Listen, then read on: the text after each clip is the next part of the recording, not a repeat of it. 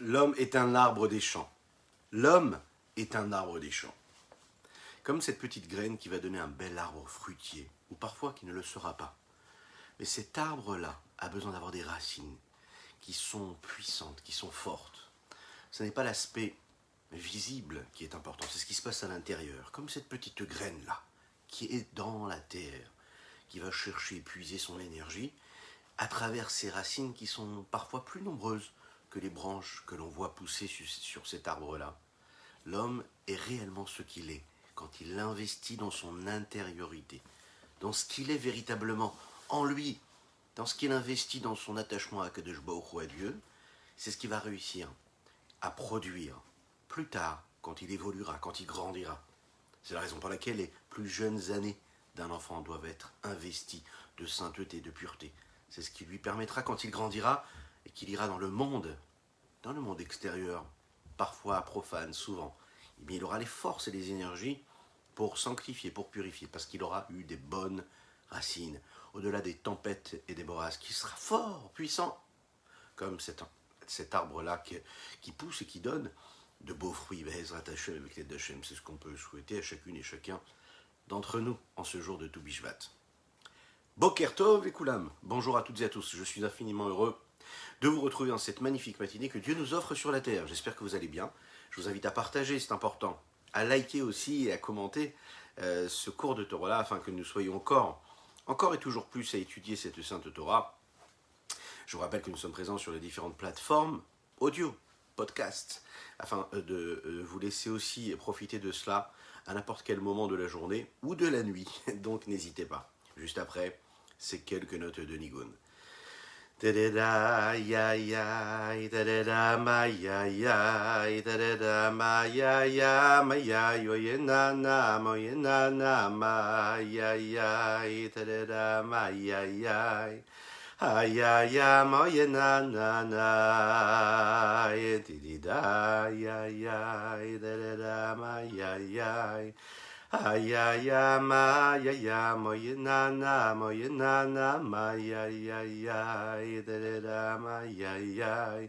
Ay ay ay, mo ye na na na, ma ya ya ya ya ya. Ay ay ay ay, da da da, ma ya ya ya ya, mo ye na na, mo ye na na, ma ya ya ya. Ay ay ay ay, da da da da da, mo ye na na na, ma ya ya ya ya ya. Ay ay ay ay, da da da, ma ya ya ya ya, mo ye na na, mo ye na na. Ay ay ay, ma ya ya ya, da da da, ma ya ya ya ya ya. Da da da, ya ya, ma ya ya ya. Oh ya na na, ma ya ya, ma ya ya ya, ma ya ya, ma ya ya, ma ya ya ya, da da da, ma ya ya ya. Di-di-da, ma-ma, ma-ma-ma-ma, ma-ma-ma-ma-ma-ma-ma. Oye-na-na, moye-na-na, ma-ya-ya-ya, ma-ya-ya-ya, da-di-da-da-da, oye-na-na-na. Avec un mot, on peut construire un monde.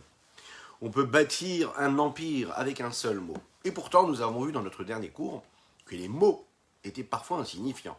Un seul mot face à la quantité de mots qu'on est capable de prononcer pendant toute notre vie. Un mot ou plusieurs mots par rapport aux quantités infinies de pensées qui peuvent traverser notre esprit. Les pensées qui s'en vont, qui viennent, qui repartent comme elles sont arrivées. Oui, les mots, ça a de l'importance, et pourtant ça paraît insignifiant. On l'a vu, Ein od milvado, il n'y a rien d'autre que Dieu. Il y a Dieu, lui, et lui c'est l'infini. Donc, un seul mot qu'un homme pourrait prononcer ici-bas, ça n'est rien face à l'immensité, à l'infini de Dieu. Mais en même temps, chaque mot a une force. On sait qu'avec un mot, on est capable d'envoyer quelqu'un sur la Lune, on est capable de le rendre grand, fort, puissant, on est capable de construire un enfant, de bâtir une famille, de fonder quelque chose d'énorme avec un mot. Lorsqu'on emploie le bon mot envers son épouse ou envers son mari, lorsqu'on emploie le bon mot Avec un enfant, on est capable de lui donner l'énergie, la confiance qui lui permettra de faire, de grandir, d'étudier, de produire, d'exister, d'accomplir la mission qu'il a à accomplir sur Terre. Les mots, ça a beaucoup d'importance. Ça a une puissance infinie. Tout temps est dans ces mots-là. Alors, on va s'atteler à cette tâche-là, essayer de comprendre comment, en même temps, le mot ne peut être, si ce n'est juste le mot les lettres qui sont prononcées à travers ce mot-là, qui sont quasiment rien face à l'immensité et à l'infini de tous les autres mots qu'on est capable de prononcer, et en même temps, quelle valeur il peut avoir. Si on regarde un petit peu la parole d'Akadosh Baruch Hu, et si on regarde beaucoup même la parole de Dieu, on verra qu'il y a quelque chose de totalement différent avec la parole qu'il y a chez l'homme. La parole humaine n'est pas la parole divine. À travers cela, on pourra voir la différence qu'il y a entre ce qui est dévoilé et ce qui est caché. C'est-à-dire, ce monde-là que nous sommes capables de voir, de saisir, de percevoir, d'analyser, de juger, de jauger, en réalité, cache quelque chose d'énorme, de très très grand. Ce qui est caché ne veut pas dire qu'il n'existe pas. Regardez la mer. Vous savez que toutes les créatures qu'il y a sur la terre ferme existent sous la mer, si ce n'est plus. Toutes ces créatures. Il y a des animaux, des végétaux, sous une autre forme, une autre couleur, mais ils existent véritablement. Et toutes ces créatures-là, on ne les voit pas, on voit de l'eau. Et pourtant, ils existent. Ce qui est caché, ce qui est dévoilé. Et pourquoi est-ce que le monde dans lequel nous vivons, c'est un monde où tout se voit, et pourtant est en train de cacher quelque chose qu'on ne voit pas, qui est en réalité l'essentiel.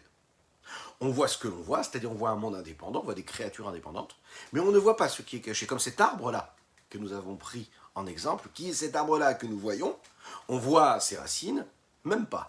On voit surtout toute cette partie apparente, on voit sa force, sa puissance, on voit sa taille, on voit ce qu'il est capable de nous donner, on voit ses feuilles, on voit ses fruits, on voit sa couleur, son aspect.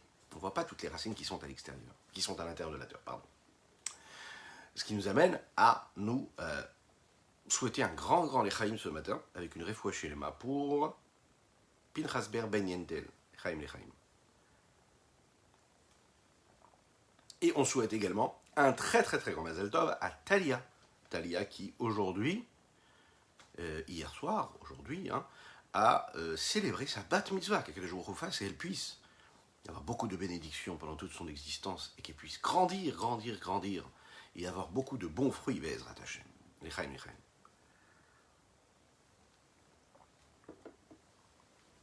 Afin de comprendre la métaphore qu'on utilise ici quand on veut parler d'Akadosh Baruch Hu, c'est-à-dire au sujet de sa parole, il faut prendre conscience un petit peu des mots qui sont employés à travers justement les mots de nos grands maîtres dans toutes les différentes parties de la Torah, que ce soit les grands prophètes, que ce soit les grands maîtres, que ce soit les tzadikim de chaque génération, et surtout ce que l'on voit qui ont été employés, ces mots-là, dans la Torah. Lorsque l'on parle de Dieu, qu'on dit que Dieu nous a sortis d'Égypte avec une main puissante, Beyat Chazaka, avec une main forte, en parlant de Dieu. On parle de puissance, on parle de force, mais on parle aussi de main, un membre du corps. Lorsque l'on parle d'Akadosh Baruch Hu, qu'on dit Vayired Hashem, que quand Dieu nous a donné la Torah, il est descendu de cette montagne-là. Qu'est-ce que ça veut dire? Dieu est descendu pour nous donner quelque chose. Lorsque l'on parle de cette métaphore humaine, qu'on parle de la colère d'Akadosh Baruch Hu, Charon Apo. De quelle colère parle-t-on? Quelle apparence? A priori, c'est compliqué puisqu'on sait que, vous savez que En lo gouf, ve'en lo demut hagouf.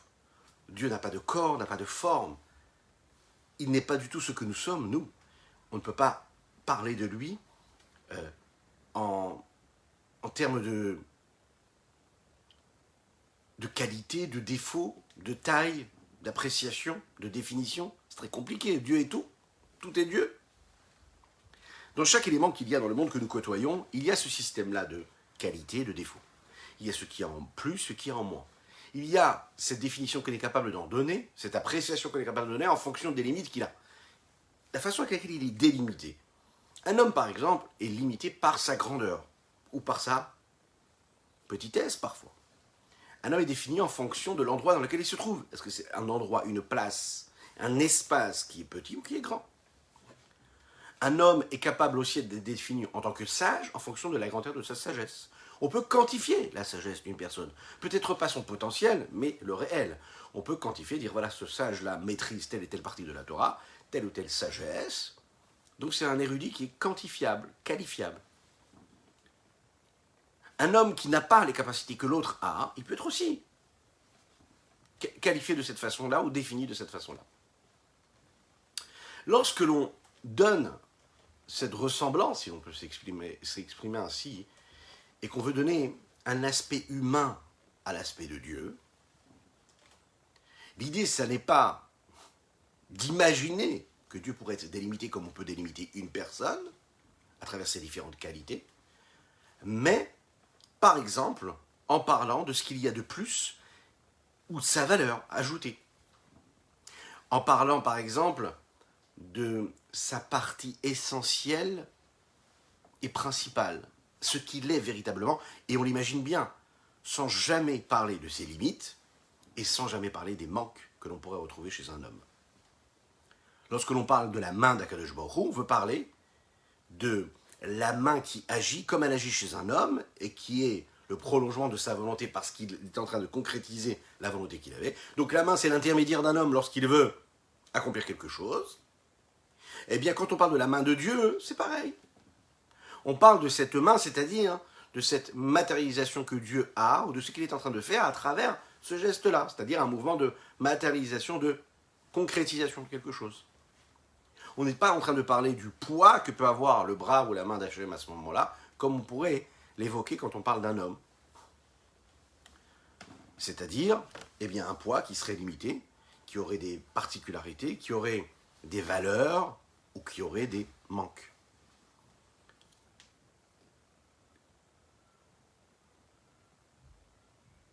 Quand on parle de la parole, dans la parole, il y a différentes vertus, d'innombrables vertus. Mais il y a aussi des inconvénients, des inconvénients et des manques. Est-ce qu'il y a une différence entre une chose avant qu'on l'ait dit et après qu'on l'ait dit? Qu'est-ce que cela veut dire? Lorsque je dis un mot, le mot est sorti de ma bouche. Et donc je ne peux plus du tout maîtriser ce qui est sorti de ma bouche. Ce qui est sorti est sorti. Je n'ai pas la possibilité de rattraper un mot que j'ai prononcé. Maintenant, je regrette vraiment d'avoir dit ce mot-là. Je ne le pensais pas, je regrette, je ne voulais pas te dire ce que je te dis. J'ai dit ce mot-là, mais je ne voulais pas le dire. Mais je l'ai dit, je ne peux plus le rattraper. Tant que le mot est à l'intérieur de moi et qui fait partie de mon âme, il est totalement annulé et soumis et complètement immergé dans le flot de mots que je suis capable d'avoir en moi, mais qui n'a pas encore été exprimé.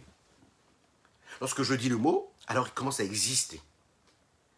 Le son de ce mot-là est entendu et est défini et se sépare de mon âme. Il prend son envol, il existe pour ce qu'il est lui et non plus pour ce d'où il vient.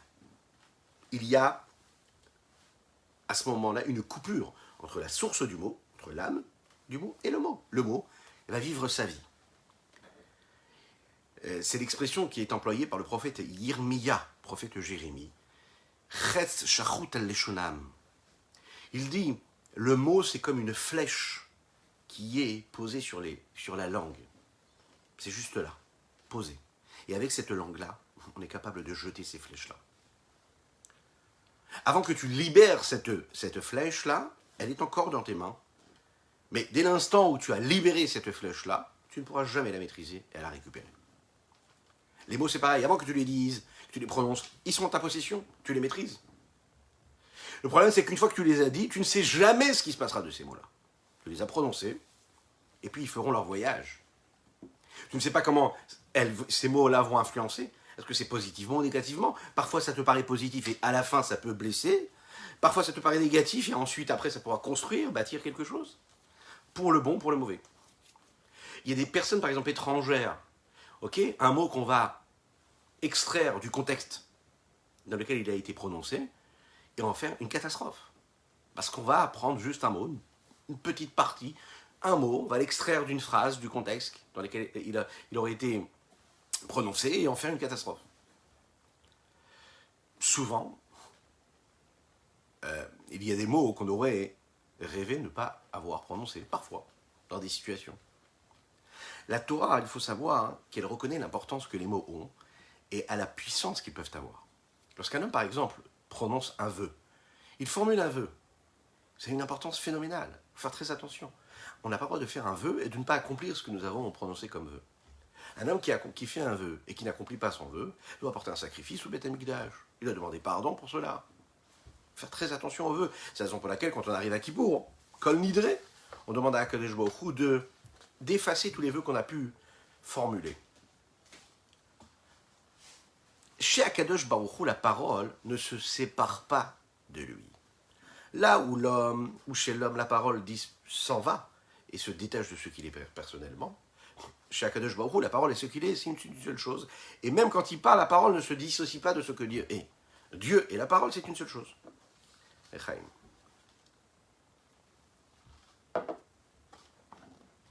Il n'y a pas de limite.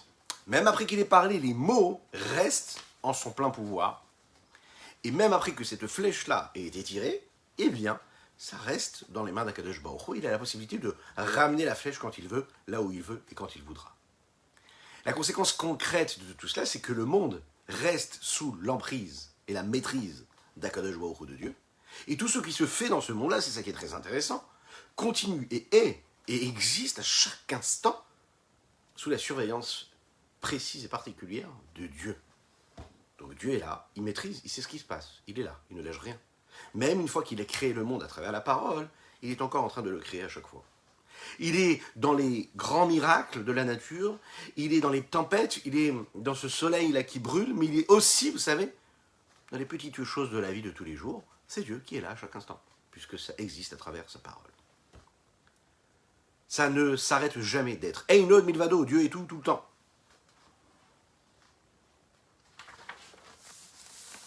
La parole de Dieu, c'est ce que le Rabbi Shlomo Zalman ici, de l'Iyadi, nous donne comme explication et comme métaphore, ce qui nous permet de nous rapprocher un petit peu plus de l'infini d'Hachem. Raison pour laquelle c'est très important d'apprendre ces bases-là, qui sont relatées dans ce 21e chapitre, la première partie qui correspond au Tanya d'hier, et la deuxième que nous ferons ensemble aujourd'hui. Chapitre 21, Perek Rafalef, la parole divine n'est pas celle que nous avons nous. Vini midat HaKadosh Baruch Hu shelo kimidat basar vadam. La vertu de Dieu, ses traits de caractère, ce ne sait pas du tout ce que l'homme peut avoir, cet homme de chair et de sang. Chez Adam, lorsqu'un homme parle, alors le souffle de sa bouche, au moment où il parle, au mourgage, il est ressenti. Et cela nous semble comme quelque chose de séparé, de coupé de sa racine, de sa source première. Quelle est sa source première à cette parole-là? Les 10 paroles qui existent à travers les 10 bechinot, les 10 niveaux de son âme, qui sont quoi? Les 10 séphirotes, qui apparaissent comme ces 10 forces qui sont dans l'homme, intellectuelles ou émotionnelles. Aval Akadosh Baruch Hu, mais Dieu lui-même. Akadosh Baruch Hu, lui, sa parole ne se sépare pas, que Dieu nous en préserve de le dire, de ce qu'il est lui. Il n'y a rien d'autre, il n'y a rien d'extérieur à Dieu. Il n'y a pas un seul endroit qui serait libre de lui. C'est la raison pour laquelle sa parole n'est pas notre parole. Que Dieu nous en préserve de le penser, de la même manière que sa pensée, elle n'est pas notre pensée. Nos pensées à nous, elles sont limitées. Les pensées de Dieu, l'homme marchevotai, marchevotechem, ma pensée, ce n'est pas votre pensée. Qui l'homme marchevotai, marchevotechem. Ortiv, il est écrit également, Kein gavu de rachai midachechem vegomer. Mon chemin, ma façon d'être, me comporter, n'est pas du tout celle que moi je peux avoir aussi, par exemple. Echaim. Le traité Ta'anit, que nous avons conclu il y a quelques jours, dans le Daf Ayomi, dit quelque chose de très très joli. On raconte l'histoire, enfin il y a différentes histoires qui sont racontées qui concernent Rabbi Hanina. Parmi ces histoires-là, qui nous prouvent sa sainteté miraculeuse qu'il avait, sa force, on raconte qu'une fois, le jour de Erev Shabbat, il rentre chez lui et il voit que sa fille, sa princesse, est toute triste. Il la regarde comme ça et lui dit « Mais pourquoi est-ce que tu es triste aujourd'hui ?» Elle lui a répondu « Tout simplement, je me suis trompé. Et quand j'ai préparé les bougies de Shabbat, au lieu de mettre de l'huile pour faire brûler la mèche, j'ai mis du vinaigre. Il lui a répondu comme ça, Rabbi Hanina, quel est le problème, ma fille? Celui qui a dit à l'huile de brûler et de permettre à la flamme d'éclairer, eh bien, il va dire la même chose au vinaigre. Et le vinaigre, lui aussi, pourra permettre à cette mèche-là de rester allumée. Vous savez ce qui s'est passé? Tout le Shabbat, ce vinaigre-là a brûlé et il a permis à cette mèche-là de brûler comme il fallait. Un miracle, en temps réel. Quand Shabbat est terminé, à ce moment-là, il y a la Havdalah, il faut apporter la bougie de la Havdalah. Et là, ils ont emmené une mèche avec du feu, avec de l'huile normale. Qu'est-ce qu'il a voulu dire ici, Rabbi Hanina? Rabbi Hanina, il est comme ça. La première partie de cette histoire, elle nous montre que Rabbi Hanina croit au miracle. Là, on a besoin d'un miracle, c'est Shabbat, on ne peut pas faire autre chose. On n'a pas le droit d'aller chercher de l'huile et de rallumer une nouvelle bougie. Donc il fait appel au miracle d'Akadosh Baruch Hu. Et il dit, voilà, celui qui a dit que l'huile devait brûler, il dira aussi que le vinaigre doit brûler. Par contre, à la fin de l'histoire, quand on arrive à la sortie du Shabbat, là, on ne va pas compter sur le miracle. Là, on va chercher une bonne lumière qui vient à partir de l'huile. Ça veut dire qu'Akadosh Baruch Hu, en réalité, à travers sa parole, il est le miracle même. C'est à nous de le voir en tant que tel. La parole, c'est le dévoilement. La parole, c'est une forme de matérialisation de ce qui est initié à travers notre âme, à travers nos pensées. La question qu'on pourrait se poser, on a vu que la parole de Dieu, elle est différente de notre parole. Et comment est-ce qu'elle est différente? Parce que la parole de Dieu, elle ne se détache pas de sa source, elle reste toujours dans sa source. C'est-à-dire que l'intérieur et l'extérieur restent une seule chose. Ce qui est caché, ce qui est voilé, et que ce qui se dévoile reste encore une seule entité. On peut voir en cela et dire que la parole d'Hachem ressemble en fait quelque part plus à la pensée qu'à la parole que l'on constate dans notre vie de tous les jours. En effet, la pensée, ça reste en nous. Donc on n'a pas l'impression de détacher quelque chose de nous. Quand on pense, c'est notre âme qui pense, c'est la même chose. Ça n'est pas détaché.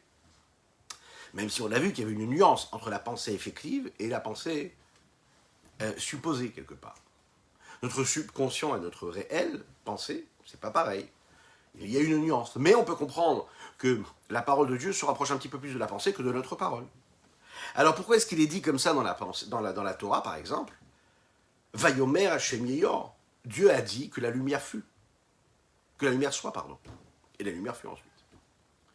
Pourquoi est-ce qu'on ne l'a pas dit, tout simplement? Dieu a pensé à la lumière, et la lumière a été. Si la parole de Dieu représente et ressemble plus et se rapproche de la pensée, à savoir que ça reste à l'intérieur de lui, elle n'a pas besoin de s'exprimer, de sortir de ce qu'il est, parce que ce qui est intérieur et ce qui est extérieur, ce qui est caché, ce qui est dévoilé, c'est une seule chose. Pourquoi est-ce qu'on ne dit pas que Dieu pense et Dieu fait, et la réalité se produit? Pourquoi est-ce qu'il a besoin de formuler et de prononcer le mot et de permettre ce dévoilement-là, tout en restant bien attaché à sa source première? C'est là qu'on va voir qu'en réalité, la pensée, aussi profonde et aussi rattachée à sa source qu'elle puisse être, elle n'a pas ce que la parole peut avoir. Et la parole, elle a quelque chose de plus, de particulier. Et c'est la raison pour laquelle Dieu va employer la parole. En fait, la pensée, elle reste à l'intérieur. L'autre ne pourra jamais savoir ce à quoi je pense. Il ne commence à savoir et à ressentir et à être investi de lui-même une pensée ou lui-même un ressenti que quand il est capable de savoir ce à quoi je pense. Tant que je reste dans mes pensées, je peux envoyer des signaux qui sont totalement contraires et totalement à l'inverse même, qui ne traduisent pas du tout ce qui se passe à l'intérieur de moi. Celui qui sait jouer avec ses émotions, avec les membres de son corps et de son visage, il peut renvoyer une émotion qui ne correspond pas du tout à ce qu'il a dans sa tête. Voilà un homme qui envoie un visage rayonnant, avec plein d'assurance, qui à l'intérieur de lui-même peut avoir en fait dans ses pensées quelque chose de totalement déconstruit et remis en cause et douteux par exemple. Voilà une personne qui par exemple va envoyer un message, va jouer, c'est un peu ce qu'un acteur va faire, va jouer une personne et avoir une attitude rassurante ou pleine de confiance et qui en réalité traduit quelque chose, qui cache quelque chose qui est beaucoup plus profond et qui est complètement à l'inverse. La parole, par contre, elle va nous permettre de dévoiler quelque chose. Ce qui se passe à l'intérieur de notre âme l'autre pourra devenir associé à ce qui se passe. Il pourra, par exemple, être associé à notre joie qu'on est en train d'exprimer à travers la parole, et il pourra aussi être associé aux choses difficiles qu'on est parfois en train de vivre. C'est la raison pour laquelle les relations entre les personnes, le contact réel comme il faut, peut être ce qui est en réalité la base même, et une des bases et des fondements qu'il y a dans les rapports humains, que ce soit entre un parent avec ses enfants, que ce soit entre un homme et son épouse avec son homme. C'est quoi l'idée?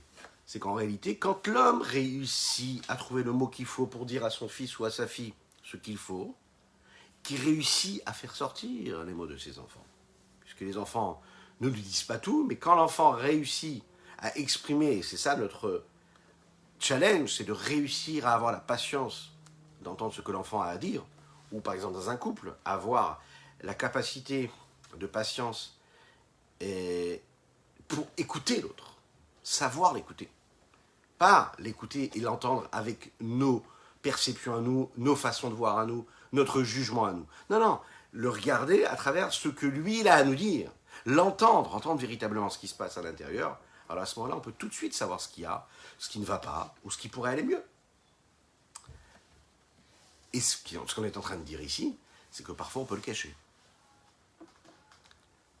Echaim.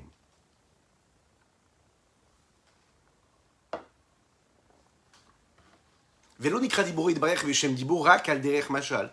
De notre côté, quand on nous dit ici dibour, la parole de Dieu, c'est une métaphore. Bien sûr, on ne va pas dire que Dieu parle. Mais c'est-à-dire qu'à ce moment-là se produit ce qui se passe quand il y a la parole qui est employée par l'homme. Comme chez dibour à Tarton. Chez Ba'adam ou égalé la shomim mashayat safun venelam bemarchav. De la même manière que la parole chez l'homme, ici inférieur, dévoile à ceux qui l'entendent, ce qui est caché et voilé dans sa pensée. Car les malabain sauf baruchu yetziat aor ve'achayut menuit barech malem elagilou libro la rotulei achayotam itraveshem dibour. Il faut savoir que dans les mondes supérieurs, au niveau de l'infini du Saint béni soit-il, la lumière qui se dévoile, la vitalité qui vient de Dieu et qui passe du voile au dévoilé, alors à ce moment-là, il y a des mondes qui sont créés, et à ce moment-là, ces mondes-là ont une vitalité pour vivre. Ça, c'est ce que nous appelons la parole. Et ce sont donc les 10 paroles par lesquelles le monde a été créé, ainsi que toute la Torah, que ce soit les Nevi'im, les Ketuvim, toutes les parties de la Torah écrites, que les Nevi'im, les prophètes, ont eu la possibilité de voir et de percevoir à travers ces visions-là. Le Maguide de Mezrich, qui était un des maîtres du Rabbi Shneur Zalman de Liadi, et bien sûr l'élève du Baal Shem Tov, le saint Baal Shem Tov, fondateur de la Chassidut globale. On raconte que quand il avait une idée qui lui venait, quand il étudiait la Torah, ou même en pleine journée, il avait besoin de le dire, de le prononcer, de le formuler. Il ne restait pas à penser trop, il pensait, il avait l'idée qui venait, et tout de suite il exprimait. Il avait besoin de la matérialiser. Pourquoi? Il avait besoin de faire descendre cette idée-là du potentiel au réel, au monde, afin que d'autres personnes puissent penser à cette idée de par eux-mêmes. Autrement dit, parce qu'il prononçait cela, eh bien, ça matérialisait, ça faisait descendre, et ça donc délimiter et limiter, bien sûr, cette idée qu'il avait pu avoir. Aniavaye loshaniti. Dieu, lui, n'a jamais changé, ne changera jamais. Le fait de comprendre que la parole de Dieu est différente de la parole de l'homme, pourquoi? Parce que nous l'avons dit, la parole de Dieu, elle ne s'en va pas, elle ne disparaît pas de sa source, elle reste ce qu'elle est. Et elle est dans sa totale maîtrise, ce qui n'est pas le cas de chez l'homme qui dit un mot et que le mot là, à ce moment-là, il ne peut pas le rattraper, comme on l'a dit. Akadosh Baruch Hu, lui, Hané Avaye le Shaniti, il n'a jamais changé, c'est le même Dieu qui était avant, qui est maintenant, avant la création du monde, pendant la création du monde. C'est la même chose, c'est la même entité, avant, pendant, après. Quand on regarde quelque chose qui a été créé, on voit une différence. Il y avait une matière première, et il y a eu un changement, il y a un objet qui a été créé, qui a été transformé. On le sait. Je vois une belle table, ce n'est pas un nouvel objet, c'est un objet qui a été transformé. Qu'est-ce que ça veut dire? Il y avait du bois, et j'en ai fait une table. Il y avait telle et telle matière, et je l'ai transformée, j'en ai créé quelque chose. Et il y avait quelque chose qui existait avant. Je l'ai transformé. Notre regard à nous, c'est que la création, elle crée ce changement. Que ce soit dans les paroles, que ce soit dans les actions. Et ce qu'on va voir chez Dieu, c'est qu'en même temps, réellement, qu'on ait la possibilité de voir un objet existait sans a priori cette présence de Dieu, est en fait réellement la preuve véritable que Dieu existe dans ces limites-là. Autrement dit, parce que ce monde-là est limité, parce qu'il est voilé, alors je peux voir l'infini du Saint béni soit-il. Et c'est le but de la chassidut, de nous permettre de voir dans chaque chose, de nous rappeler que dans chaque chose que nous voyons, eh bien, on peut y voir l'infini du Saint béni soit-il. C'est notre but sur Terre. C'est quoi? C'est de répandre ce message-là. L'infini, Akadosh Baruch Hu, Dieu. La seule chose qui doit nous intéresser. Il faut savoir que la parole et la pensée de Dieu sont en unicité totale. De la même manière que la parole et la pensée de l'homme aussi sont dans une forme d'unicité totale. Quand ça? Bien avant qu'il pense et avant qu'il parle. Le potentiel de la pensée et le potentiel de la parole étaient réunis, n'existent pas en tant que tel. Lorsqu'il était potentiellement dans sa sagesse et dans son intellect, ou bien avant qu'un désir ait été formulé, ou réfléchi, ou imaginé, à travers la pensée et la parole, ben ça reste un potentiel, et ce potentiel de désir-là, il existe et il est en union totale avec son potentiel.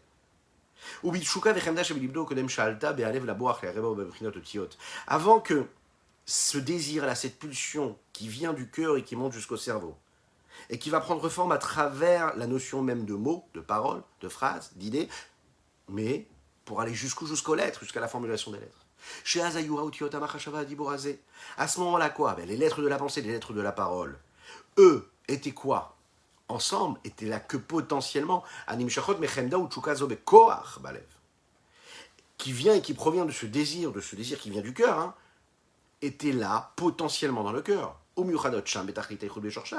Étaient dans cette unicité véritable et totale dans leurs racines et leur source première. C'est la sagesse, l'intellect qui se trouve dans le cerveau, dans le désir du cœur. C'est véritablement comme cela que cela se passe.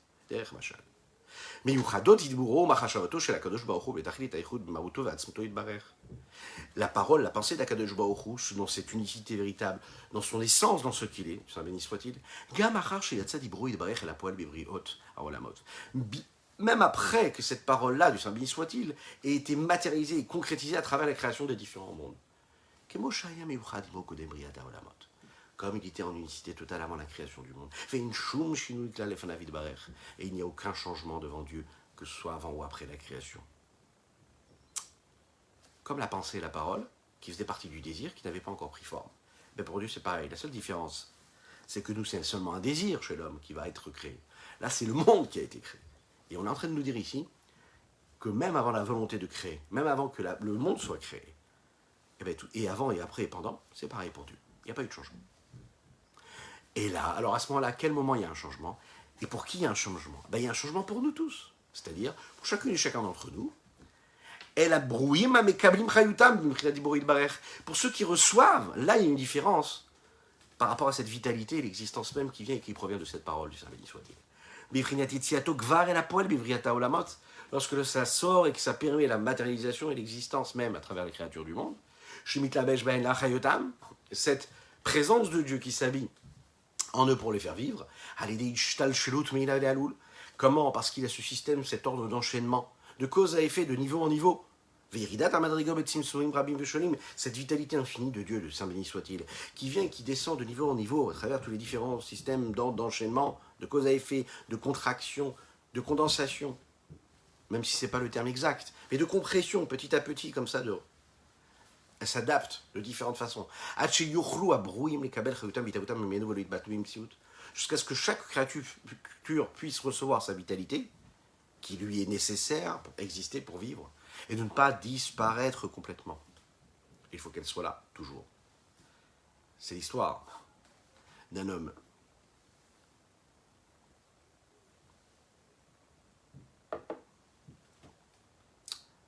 C'est l'histoire d'un homme chassid,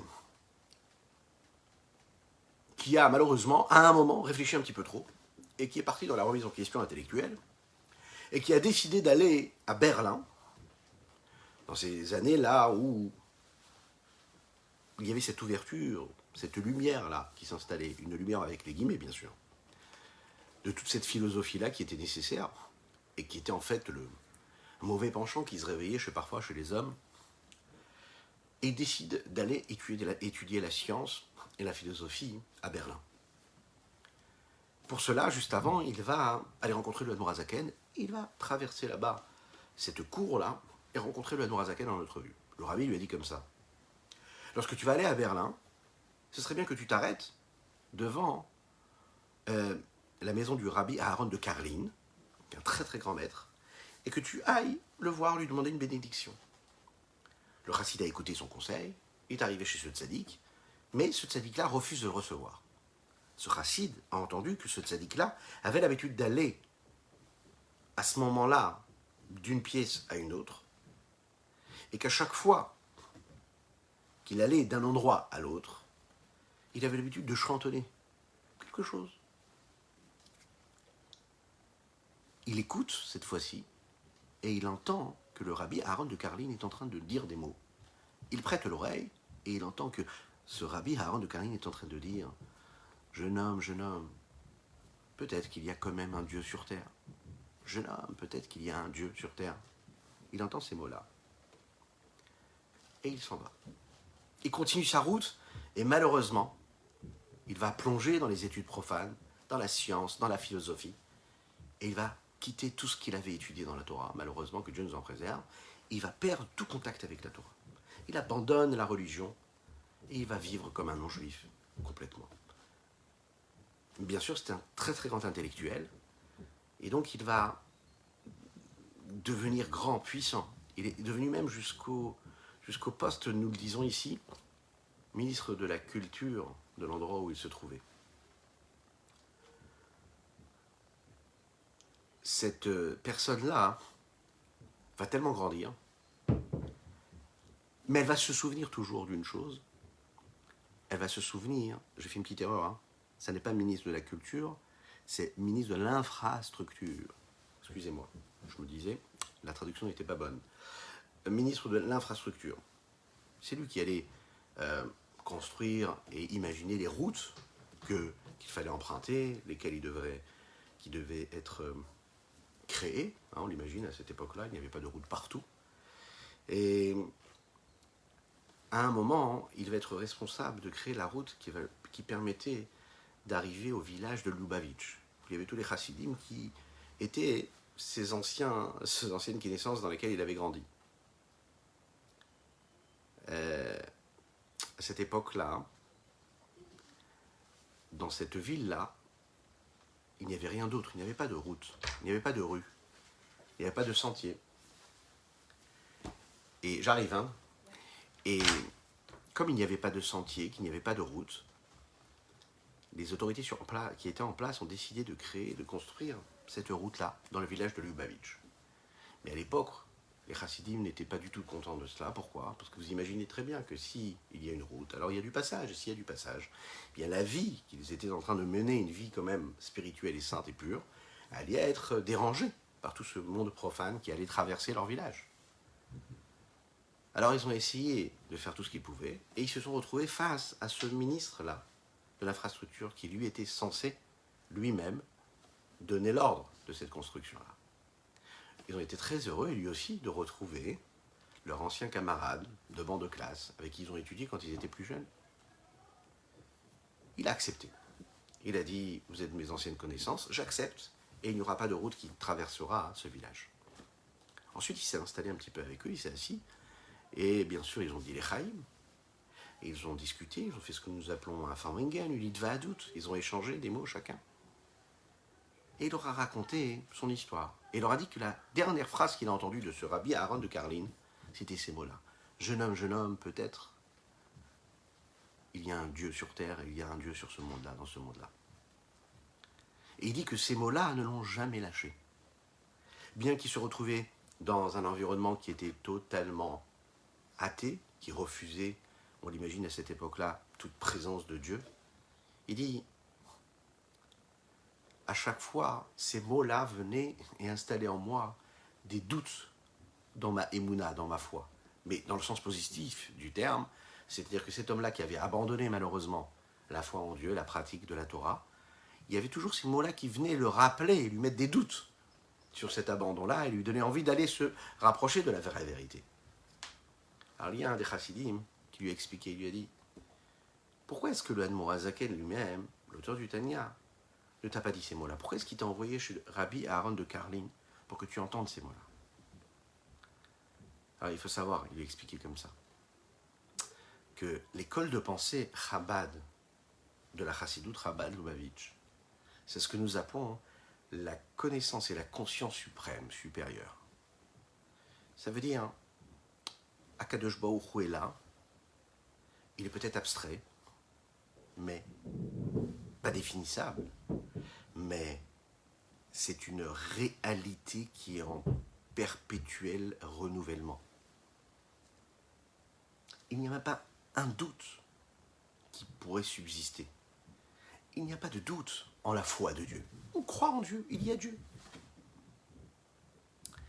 Admor Hazaken, lui, ne pouvait pas exprimer ce terme-là de supposition en disant peut-être qu'il y a un Dieu sur terre. Mais en même temps, il savait que cet homme-là devait entendre cette supposition, cette remise en question. Pourquoi? Parce que c'était un homme qui voulait beaucoup réfléchir, qui allait remettre en question tout cela, à travers ses études profanes qu'il allait faire. Et il préférait que ce soit le Rabbi Aaron de Karlin qui lui dise. D'un autre côté, t'en avais besoin, donc il fallait qu'on te le dise. On comprend quoi ici? Qu'Akadosh Baruch Hu, il reste celui qui est dévoilé, celui qui est caché. Comme cet arbre des champs, cet arbre que nous pouvons côtoyer dans la vie de tous les jours. Ces arbres-là que nous sommes toutes et tous, que ce soit nous, adultes, enfants, on est et on reste ces arbres-là qui sont en évolution. On doit toujours savoir que ce qui est réel et ce qui est vraiment vrai, notre réalité, ce n'est pas ce qui transparaît, ce qui apparaît, mais ce qui se passe à l'intérieur de nous-mêmes. On doit investir sur notre intériorité, ce que nous sommes profondément. Parce que peu importe ce que nous sommes extérieurement, un jour ou l'autre, on est face à cette contradiction parfois, ce qui est qui contredit notre intérieur, ou parfois ce qui nous égare de notre intériorité, qui elle peut être remise en question parfois. Donc ce qu'il faudrait faire, c'est investir énormément dans cette intériorité, dans cette profondeur-là, et cette profondeur-là crée une vérité, cette vérité-là transparaît même à l'extérieur dans tous les domaines de notre existence. Je vous souhaite une excellente journée, que Dieu vous bénisse et qu'il vous protège, qu'il vous inonde de bénédictions, de bonté, de grâce et de miséricorde, dans la joie la plus totale, dans tous les domaines matériels et spirituels. Je vous dis à très très bientôt, et bien sûr, Shavuot Tov et une belle fête de Toubishvat. Mangez des fruits aujourd'hui, mangez des fruits.